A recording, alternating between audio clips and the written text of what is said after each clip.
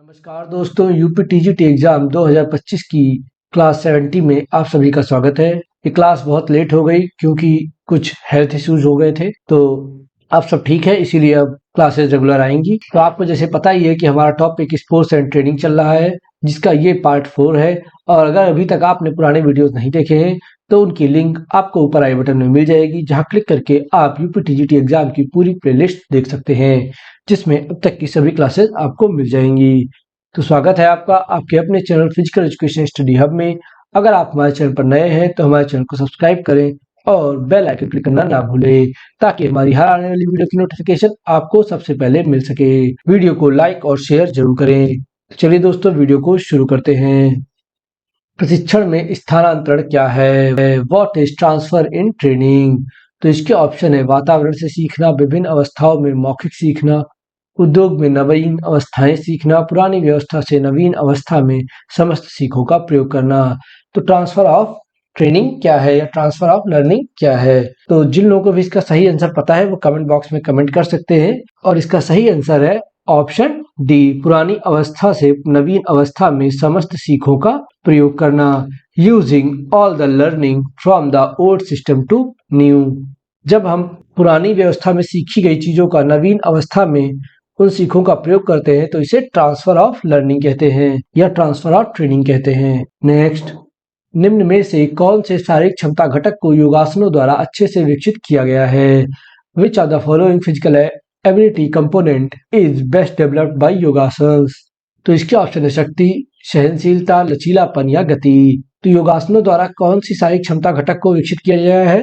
तो इसका सही आंसर है ऑप्शन सी, लचीलापन या फ्लेक्सिबिलिटी। लचीलापन या फ्लेक्सिबिलिटी को हम योगासन द्वारा विकसित अच्छे से कर सकते हैं। नेक्स्ट, खेल के अतिरिक्त ऊर्जा का सिद्धांत प्रतिपादित किया गया। The theory of surplus energy of sports was propounded by. तो इसके ऑप्शन है एमसी डुगल द्वारा, लेजरस द्वारा, कार्ल ग्रूस द्वारा या हर्बर्ट स्पेंसर द्वारा। तो खेल में अतिरिक्त ऊर्जा का जो सिद्धांत है, सरप्लस एनर्जी थ्योरी जो है, ये किसने इंट्रोड्यूस की थी? तो इसका सही आंसर है option D, Herbert Spencer. Herbert Spencer द्वारा खेलों में सरप्लस एनर्जी थ्योरी का सिद्धांत लाया गया था। नेक्स्ट, भारत खेलों में उच्च प्रदर्शन नहीं कर पा रहा है, उसका मुख्य कारण है। What is the main reason why India is not able to perform high in sports?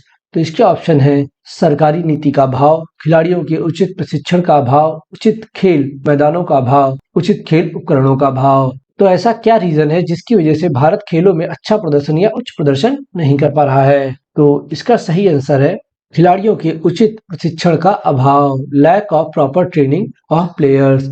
जो भारतीय खिलाड़ी हैं उनको उचित प्रशिक्षण नहीं मिल पाने की वजह से वो उच्च प्रदर्शन नहीं कर पा रहे हैं। नेक्स्ट, खेल प्रशिक्षण वैज्ञानिक सिद्धांतों पर आधारित शैक्षणिक प्रक्रिया है, जिसका उद्देश्य खिलाड़ियों को खेलकूद प्रतियोगिताओं में उच्च स्तर के प्रदर्शन के लिए तैयार करना है। किसने कहा? Sports training is an educational process based on scientific principle which aims to prepare sports person for high level performance in sports competition. Who said that? तो इसके ऑप्शन है हरे, मैटवेयर, मार्टिन या हरदयाल सिंह। तो ऊपर दी गई डिफिनेशन जो कि स्पोर्ट्स ट्रेनिंग की एक डिफिनेशन है, ये किसने दी थी? तो इसका सही आंसर है ऑप्शन डी, हरदयाल सिंह ने। हरदयाल सिंह के अनुसार खेल प्रशिक्षण यानी जो स्पोर्ट्स ट्रेनिंग है वो वैज्ञानिक सिद्धांतों यानी साइंटिफिक प्रिंसिपल पर आधारित शैक्षणिक प्रक्रिया है, यानी एजुकेशनल प्रोसेस है। तो स्पोर्ट्स ट्रेनिंग क्या है? ये साइंटिफिक प्रिंसिपल पर बेस्ड एक एजुकेशनल प्रोसेस है, ये हरदयाल सिंह ने कहा था।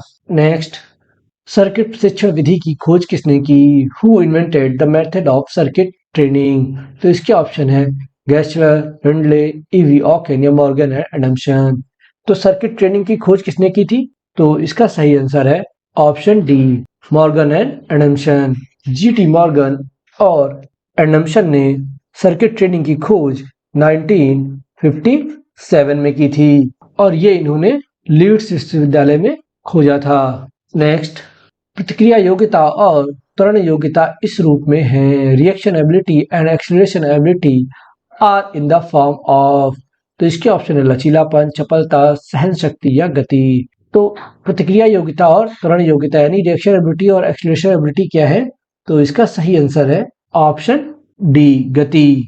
प्रतिक्रिया योग्यता और त्वरण योग्यता ये स्पीड के ही कंपोनेंट हैं और ये स्पीड के रूप में ही जाने जाते हैं। नेक्स्ट, खेल प्रदर्शन परिणाम है, स्पोर्ट्स परफॉर्मेंस रिजल्ट इज। तो इसके ऑप्शन है कौशल का, अभ्यास तथा योग्यता का, संपूर्ण व्यक्तित्व का या युक्ति योग्यता का। तो खेल प्रदर्शन यानी स्पोर्ट्स परफॉर्मेंस किसका परिणाम है?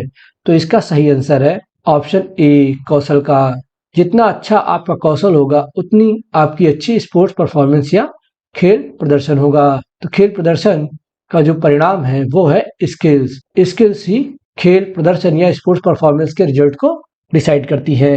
नेक्स्ट, प्रतियोगी खेलों में प्राप्त लाभ, benefit drive for competitive sports. तो इसके ऑप्शन है खिलाड़ियों के खेल प्रदर्शन को जानने में सहायक होते हैं, खिलाड़ियों की कमजोरी को जानने में सहायक होते हैं, खिलाड़ियों के तकनीकी कौशल के विकास में सहायक होते हैं या उपयुक्त सभी। तो प्रतियोगी खेलों का लाभ क्या होता है, यानी कॉम्पिटिटिव स्पोर्ट्स जो होते हैं इनसे क्या लाभ होता है?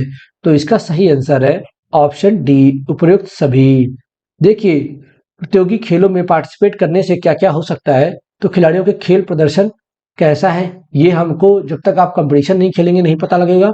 तो कंपटीशन खेलने से हमको खिलाड़ियों के खेल प्रदर्शन के बारे में पता लगता है, खिलाड़ी की क्या कमजोरी है गेम खेलते समय वो पता चल सकता है, और खिलाड़ियों का तकनीकी कौशल कैसा है और उसको और कैसे डेवलप किया जाएगा। ये आप जब तक पार्टिसिपेट नहीं करेंगे, कोई प्रतियोगिता नहीं खेलेंगे, जब तक कंपटीशन नहीं करेंगे, तब तक ये चीजें पता भी नहीं चलेंगी और इनको आप सुधार भी नहीं सकते। नेक्स्ट, अवधिकालीनता के अंतर्गत कितने काल आते हैं? How many periods are under periodization. तो पीरियोडाइजेशन जो होता है इसके अंदर कितने काल यानी कितने पीरियड्स होते हैं?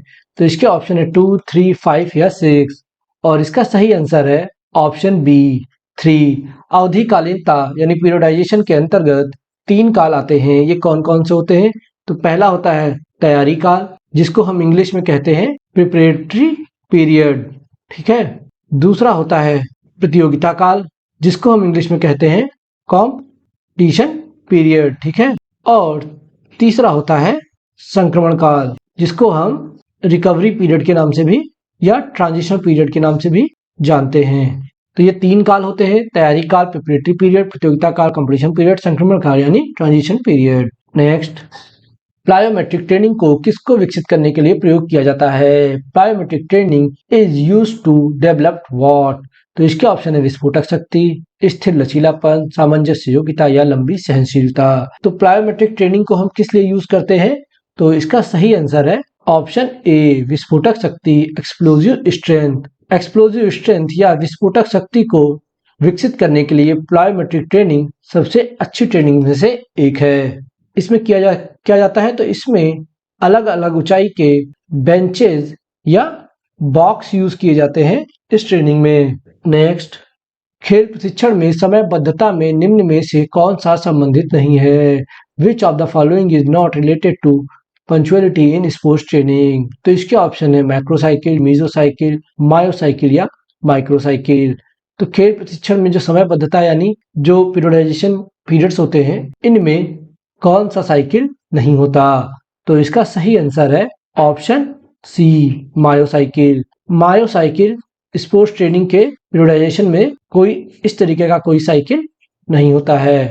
माइक्रोसाइकिल, मीजोसाइकिल और माइक्रोसाइकिल ये तीनों साइकिल्स होते हैं, जिसमें हम आपको पहले भी बता चुके हैं। माइक्रोसाइकिल जो होता है ये वार्षिक चक्र के नाम से भी जाना जाता है, क्योंकि इसका जो टाइम पीरियड होता है वो 2 से 12 मंथ तक का हो सकता है। और मीजोसाइकिल जो है इसको हम मासिक चक्र के नाम से भी जानते हैं, क्योंकि इसका टाइम पीरियड 3 से 6 सप्ताह तक का होता है। और माइक्रोसाइकिल जो होता है इसको हम साप्ताहिक चक्र के नाम से भी जानते हैं, क्योंकि इसका टाइम पीरियड जो होता है वो 3 से 7 दिन या 5 से 12 दिन ये हो सकता है।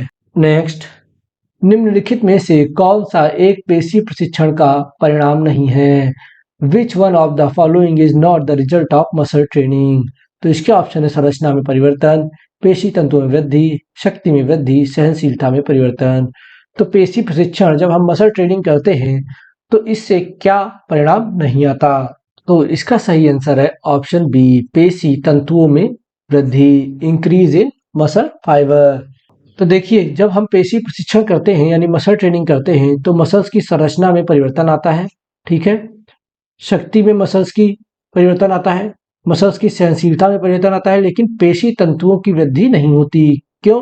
क्योंकि पेशी तंतुओं की जो वृद्धि होती है, इंक्रीमेंट जो मसल फाइबर होता है, वो डाइट में कितना प्रोटीन और किस तरीके का प्रोटीन लिया जा रहा है इस पर डिपेंड करता है। नेक्स्ट, सूक्ष्म से मूर्त सिद्धांत संबंधित है। The principle of subtle and concrete is related to. तो इसके ऑप्शन है शिक्षण से, सीखने से, शिक्षण से या उपयुक्त सभी से।